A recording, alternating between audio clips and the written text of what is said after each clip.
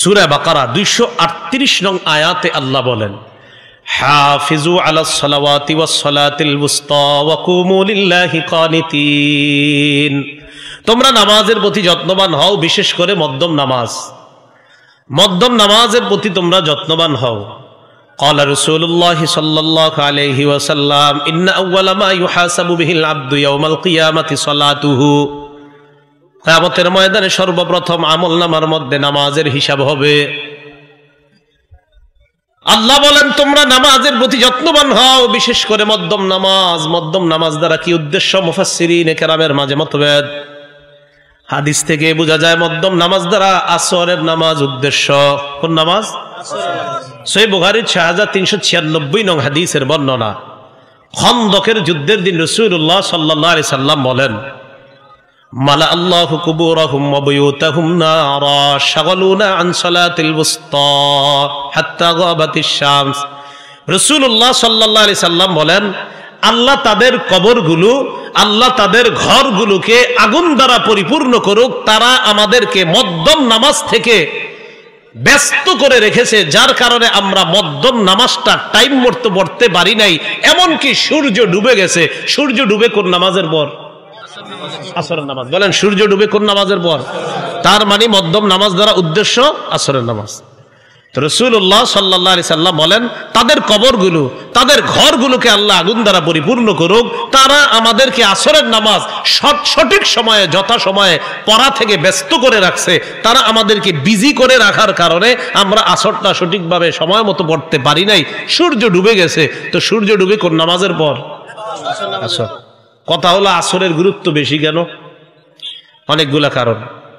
আসরের নামাজের সময় জোহরের পরে খানা খায় অনেকে ঘুমায়, আর ওঠে না, উঠতে উঠতে অলসতা করে। আবার এক শ্রেণী বাজারে যায়, বাজার করতে করতে ভুলে যায়। আরেক শ্রেণী খেলতে যাওয়ার কারণে আসর ভুলে যায়। এই জন্য হাদিসের কিতাবগুলোতে আপনারা তালাশ করলে দেখবেন ফজর, আসর আর এশার নামাজের গুরুত্ব অনেক বেশি দেওয়া হয়েছে। কোন নামাজ? ফজর, আসর, এশা। কেন? কারণ এই তিন নামাজে মানুষ বেশি অলসতা করে। ফজরেরটা আর কি বলবো, আমাদের শুধু এটা বইলা লাভই নেই। ফজর ঠিক না? ফজর কিন্তু আমাদের বিভিন্ন জায়গায় পড়া হয়। তো মাশাআল্লাহ অনেক সময় আমি এবং মুসল্লি আমরা 2-3 জনই থাকি এরকম। এটা কেন? অনেক সময় বিভিন্ন কারণে দেখা যায় বিভিন্ন মসজিদে ফজর পড়া হয়। গতকালকে ঝড় হয়েছে আপনি মাগরিবের সময়, 5টা মসজিদে কোনো মুসল্লি পাইনি। গতকাল মাগরিবের সময় আমি মসজিদে মাগরিব জামাতে পড়ার জন্য আমি নিজেই ড্রাইভ করতেছিলাম। তো যাইতে এক জায়গায় যাইতেছি, গাড়িতে একাই ছিলাম, একাই ড্রাইভ করতেছিলাম। তো যাইতেছি যে সামনে মসজিদে পড়বো, মুসল্লি নাই। পরেরটাই পড়বো, কেউ নাই। পরেরটাই পড়বো, কেউ নাই। পরেরটাই কেউ নাই। আরে ঘটনা কি? নাই কেন? তো ঝড়ের কারণে কেউ আসতে পারে নাই, হয়তো বাড়িতে পড়ে নিস। অবশেষে শেষে গিয়ে এক জায়গায় পড়ছি। যাই হোক আলহামদুলিল্লাহ, তাও পড়ছি এক মসজিদে। তো রাসূলুল্লাহ সাল্লাল্লাহু আলাইহি সাল্লাম আসরের গুরুত্ব বেশি দিয়েছেন। সহিহ বুখারীর 552 নং হাদিসের বর্ণনা। قال رسول الله صلى الله عليه وسلم الذي تفوته صلاة العصر فكأنما فطر أهله وماله। যে ব্যক্তির আসরের নামাজ ছুটে যায় কেমন যেন তার ধন সম্পদ, সন্তান সন্ততি সব ধ্বংস হয়ে গেল। কোন নামাজ?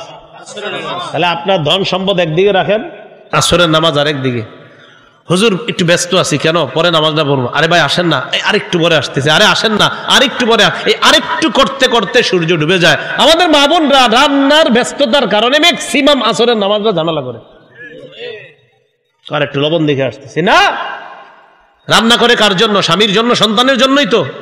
তো আপনি আসর না পড়লে তো আপনার স্বামী, সন্তান, সম্পদ সব ধ্বংস, রাসূল বললেন। তা আপনি কার জন্য কি করতেছেন বলেন? রান্না আগে না নামাজ? আল্লাহ বুঝার তৌফিক দান করেন। এর মানে এই না যে আপনি সব পুরে ফেলবেন। বিষয় তো আছে অবশ্যই, চাইলেই সব হয়, চাইলেই। মনে রাখবেন, আল্লাহর কাজ করার জন্য যদি আপনি নিয়ত করেন আর চেষ্টা করেন, আল্লাহ আপনাকে সহজ করে দিবে সব। আপনার রান্নাও হবে, সবই হবে, ঠিক হবে সব। আর যদি আল্লাহর কাজ করার জন্য আপনার নিয়ত না থাকে, দেখবেন দুনিয়ার সবকিছু আপনার কাছে একটু দেরি দেরি মনে হয়। আর যদি আল্লাহর কাজ যথাসময়ে করতে চান, আল্লাহ সব সহজ করে দিবেন। সহিহ বুখারীর 553 নং হাদিসের বর্ণনা। قال رسول الله صلى الله عليه وسلم من ترك صلاة العصر فقد حبط عمله। আল্লাহ নবী বলেন, যে ব্যক্তি আসরের নামাজ ছেড়ে দেয় তার আমলনামা কেমন যেন বরবাদ হয়ে গেল, তার আমলনামা বরবাদ হয়ে গেল, যে আসরের নামাজ ছেড়ে দিল। রমজানে নামাজের এই অভ্যাস সারা জীবন ধরে রাখার তৌফিক দান করেন। 5 নম্বর কাজ, সত্যি করে বলবেন, রমজান মাসে কোরআন তেলাওয়াত অনেকে 1 খতম 2 খতম 3 খতম পড়ি, যারা পুরা বছরও কোরআন পড়ি না কিন্তু রমজানে পড়ে, পরে হুজুরের কাছে গিয়ে দোয়া চায়, হুজুর আমি 2 খতম কোরআন পড়ছি, একটু দোয়া করেন। সত্যি কথা না? আমাদের অনেক মা বোনরাও রমজানে কোরআন খতম করে, দাদা দাদি নানা নানুর কবরের আযাব মাফের জন্য কোরআন খতম করে। তো বাকি 11 মাস কেন কোরআন খতম হয় না আমাদের, বলেন? তো আপনাদের কাছে আমার 5ম আবদার হলো, রমজানে যে কোরআন পড়ার একটা অভ্যাস আমাদের তৈরি হয়েছিল, এই অভ্যাসটা সারা জীবন ধরে রাখা। সত্যি করে বলছি, আপনারা কোরআন প্রতিদিন একটু একটু হলেও পড়ার চেষ্টা করেন, মুষলধারে বৃষ্টির মতো রহমত আপনার ঘরে প্রবেশ করবে ইনশাআল্লাহ। আমি সহ সবাই নিয়ত করি ইনশাআল্লাহ প্রতিদিন একটু হলেও কোরআন পড়বো তো ইনশাআল্লাহ। হাত নামান। দেখেন, নামাজে গেছেন, জোহরের নামাজে গেলেন, মাগরিবে গেলেন, তো কথার কথা মাগরিবের নামাজে যাওয়ার পরে দেখতেছেন আজান দেওয়ার এখনো 10 মিনিট 15 মিনিট 20 মিনিট বাকি। আর আমাদের গ্রামগঞ্জের মসজিদগুলোতে দেখবেন মাগরিবের অনেক আগেই মুসল্লিরা চলে আসে। তো আপনি মাগরিবের 10-15 মিনিট আগে মসজিদে গিয়ে বসে রয়েছেন, তো যেহেতু বসেই রয়েছেন একটু খোলেন না কোরআনটা। 10 মিনিট বসে আছেন, একটু কোরআন খোলেন। 10 মিনিটে আপনি একটা পৃষ্ঠা পড়েন না, শুদ্ধ করে 1টা 2টা পৃষ্ঠা পড়েন। যদি বলেন হুজুর আমি তো অন্যগুলো একটু শুদ্ধ কম হয়, তো ফালাক নাস এগুলো তো একটু শুদ্ধ আছে, তো কোরআনটা একটু খোলেন। আমি কেন কোরআন খুলতে বলতেছি, কোরআন খুলে যদি প্রতিদিন পড়েন, এই কোরআনের সাথে আপনার আজীব একটা মহব্বত সৃষ্টি হবে। বিশ্বাস করেন, আপনারা শুরু করেন আজকে থেকে, প্রতিদিন একটু একটু কোরআন পড়েন। আজকে পড়েন, কালকে পড়েন, 1-2 মাস পড়েন। আপনি 2 মাস পরে হঠাৎ একদিন কোরআন যদি দেখা না পড়েন, এই হুজুরদেরকে এসে বলবেন হুজুর খুব খারাপ লাগতেছে, কেন গত 2 মাসের একদিনও আমার কোরআনের সাথে মোহাব্বত ছুটেছে এমন হয় নাই, আজকে হঠাৎ আমি কোরআন খুলতে পারি নাই, খুব খারাপ লাগতেছে। হ্যাঁ, বোঝা গেল কোরআনের প্রতি আপনার মোহাব্বত তৈরি হয়ে গেছে। তাহলে রমজানে আমরা কোরআন পড়ার অভ্যাসটা হয়েছে আমাদের, এটা আমরা সারা জীবন ধরে রাখবো। আল্লাহ তৌফিক দান করেন, কোরআন পরিত্যাগ করব না। সূরা ফুরকানের 30 নং আয়াতে আল্লাহ বলেন, وقال الرسول يا رب إن قوم اتخذوا هذا القرآن مهجورا। কিয়ামতের ময়দানে রাসূলুল্লাহ সাল্লাল্লাহু আলাইহি সাল্লাম বলবেন, হে আমার রব, আমার সম্প্রদায় কোরআন পরিত্যাগ করেছে। আমাদের অনেক ঘরের মধ্যে এখন কোরআনের এমন অবস্থা, না পড়তে পড়তে এক পর্যায়ে কোরআন মসজিদে এসে কয় হুজুর কোরআনটা রাখেন, ঘরে একটু পুরাতন হয়ে গেছে। আচ্ছা, তাও ভালো যে মসজিদে দিছে, যদি ভালাই দিত আল্লাহ হেফাজত করছে। ভাই কোরআনটা ঘরে রেখা দিয়েন না, ডেলি পড়েন, সবাই পড়েন, আপনিও পড়েন, আপনার ছেলেরও পড়তে বললেন, আপনার মেয়েকেও পড়তে বলেন। কলেজ ইউনিভার্সিটি স্কুলে ছাত্র যারা আছেন এখানে, আর ঘরে যে মেয়েরা আমার কথা শুনতেছেন, আপনাদেরকে আমি বলি, সকাল ফজরের পরে আপনারা দেখি অনেকে সাইকেল নিয়ে কোচিংয়ে চলে যান, আপনাদের হাতে পায়ে ধরি বলি একটু কোরআনটা খোলেন। আপনার প্রতিদিনের টার্গেট, জীবনের লক্ষ্য থাকবে ফজরের পর আমার প্রথম কাজ একটু হলেও কোরআন পড়া, এরপর আমার কোচিং সেন্টার, ডাক্তারি আর যত বিদ্যা আছে পরে, আগে কোরআন। ঠিক আছে তো ইনশাআল্লাহ? জেনারেল স্টুডেন্ট যারা আছেন প্রতিদিন কোরআন পড়েন, দেখবেন ওই লাইনেও আল্লাহ আপনারে বড় করে দিবে ইনশাআল্লাহ। আল্লাহ তৌফিক দান করেন। 6 নাম্বার, রমজান মাসে জিকির একটু বেশি করছি আমরা।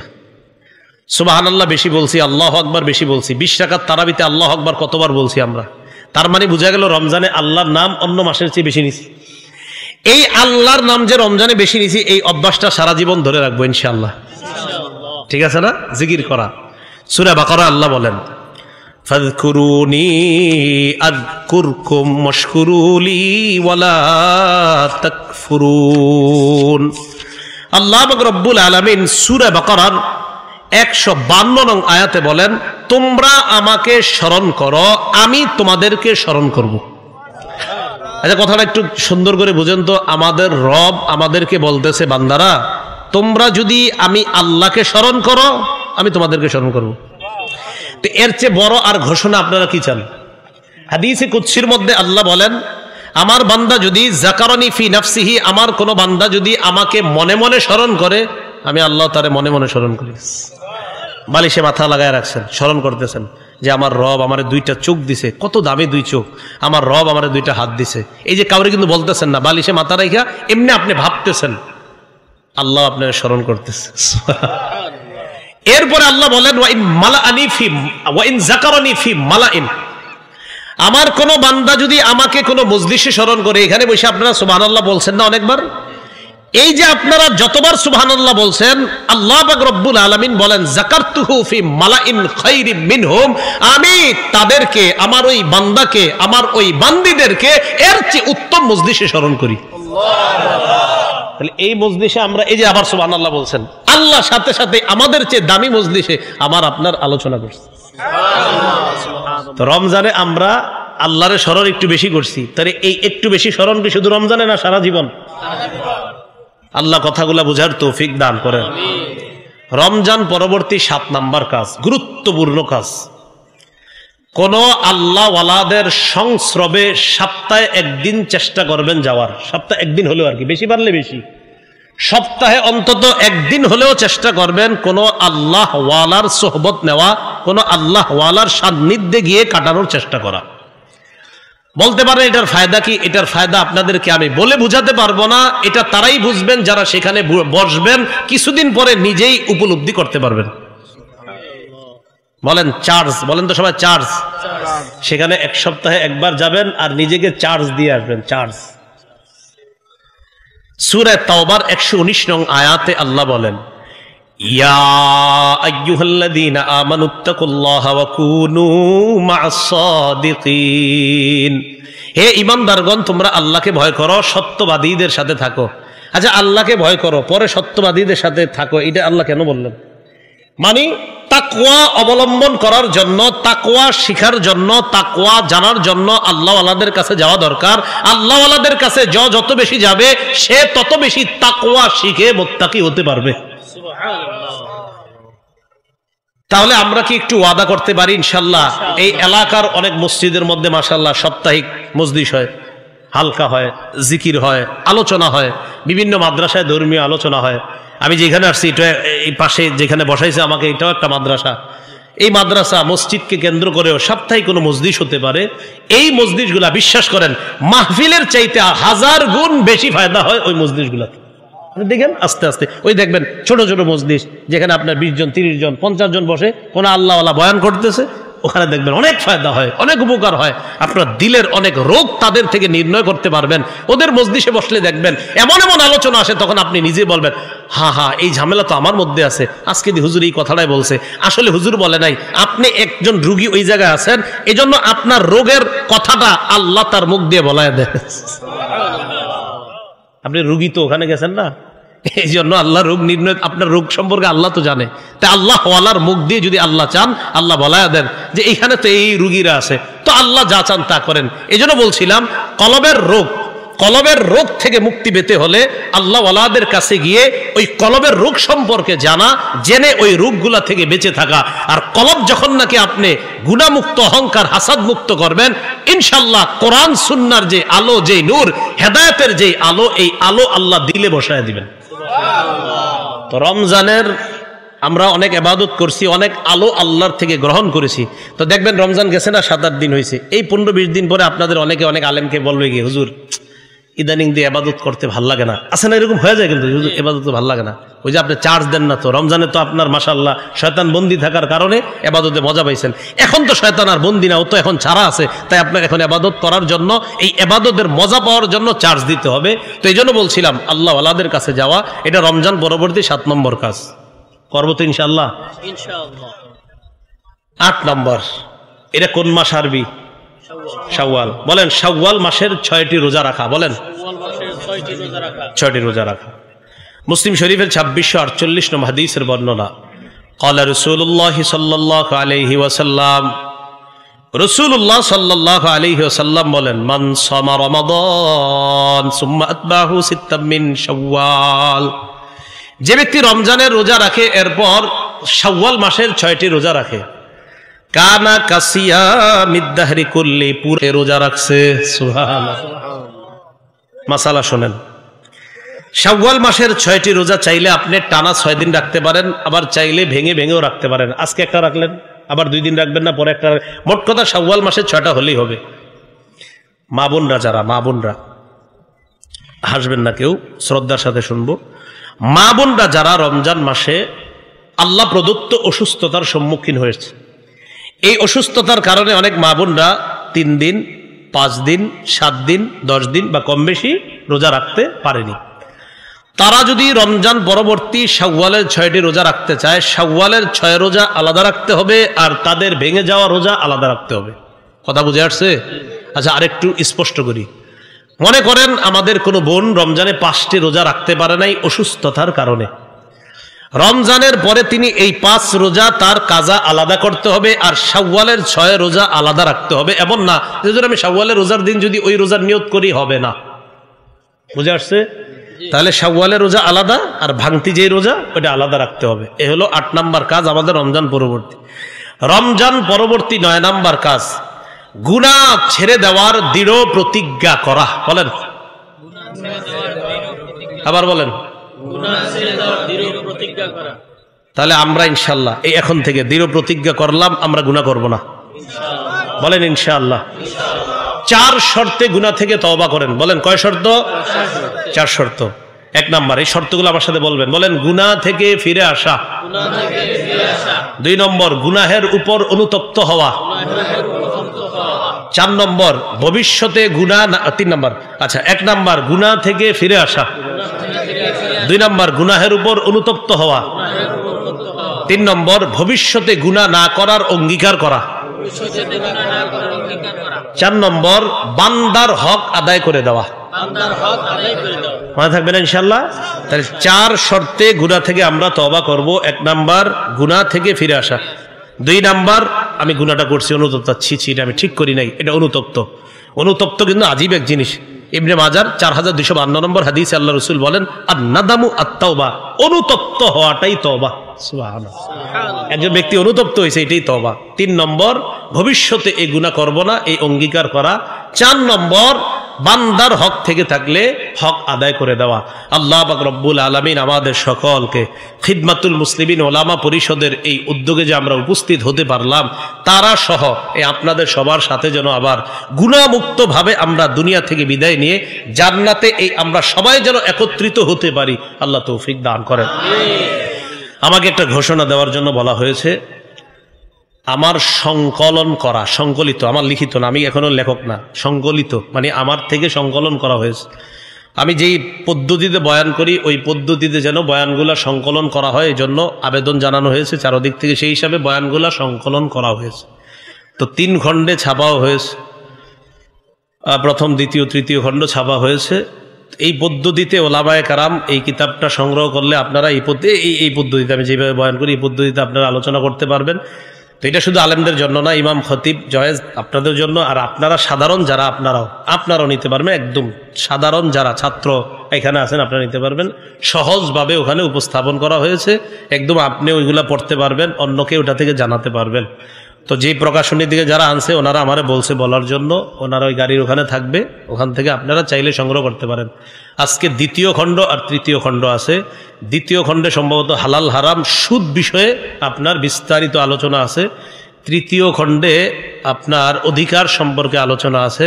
আপনার দাম্পত্য জীবন, স্বামীর অধিকার, স্ত্রীর অধিকার, একদম বিস্তারিতভাবে ওখানে আপনার প্রত্যেকটা বিষয় দলিল সহকারে উপস্থাপন করা হয়েছে।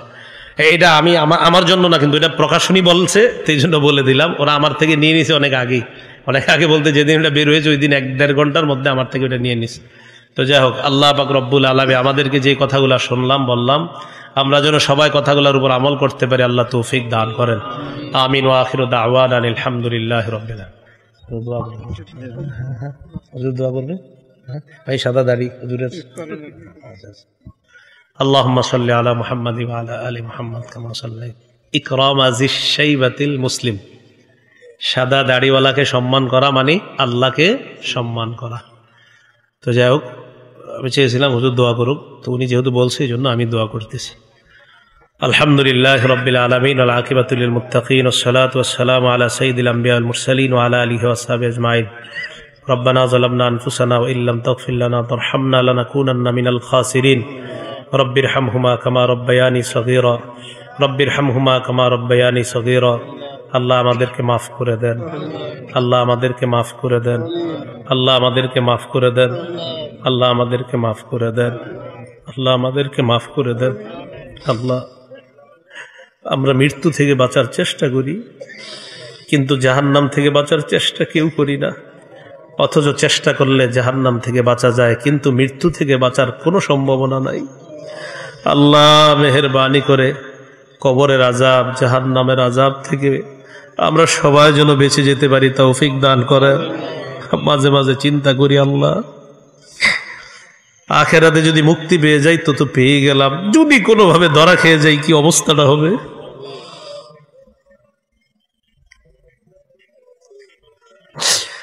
আপনি না বাঁচাইলে আল্লাহ আমাদের কোনো উপায় থাকবে না।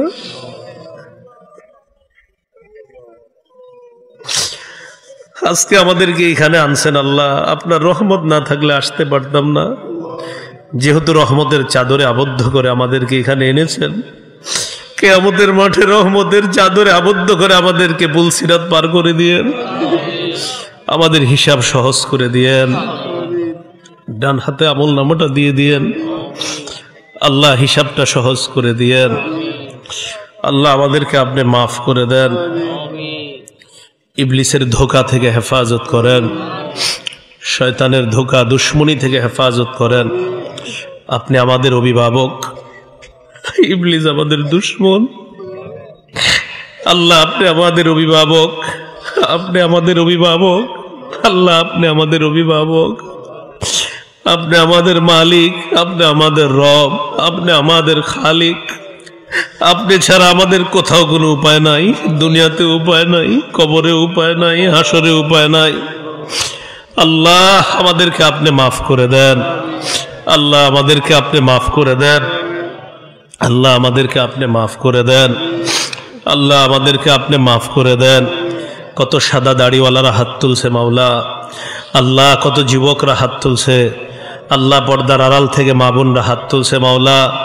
আল্লাহ সবার হাতগুলোকে আপনি কবুল করে নেন আল্লাহ। আপনার কাছে দিলের একটা তামান্না, দরখাস্ত, আজকে যাদের সামনে বসলাম, যারা আমার সামনে বসছে মাওলা, আল্লাহ তাদের সাথে আবার জান্নাতে দেখা করায় দিয়েন।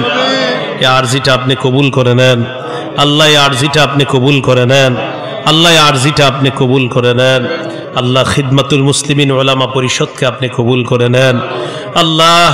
এই এলাকার মাসাজিদ মাদারিসগুলোকে আপনি হেফাজত করেন, আইম্মায়ে মাসাজিদ মুহতামিমিন মাদারিসদের মাঝে উলফত মুহাব্বত পয়দা করে দেন। ربنا تقبل منا إنك أنت السميع العليم وتب علينا إنك أنت التواب الرحيم وصلى الله تعالى على خير خلقه محمد وعلى آله وأصحابه أجمعين سبحان ربك رب العزة عما يصفون وسلام على المرسلين والحمد لله رب العالمين آمين. السلام عليكم ورحمة الله.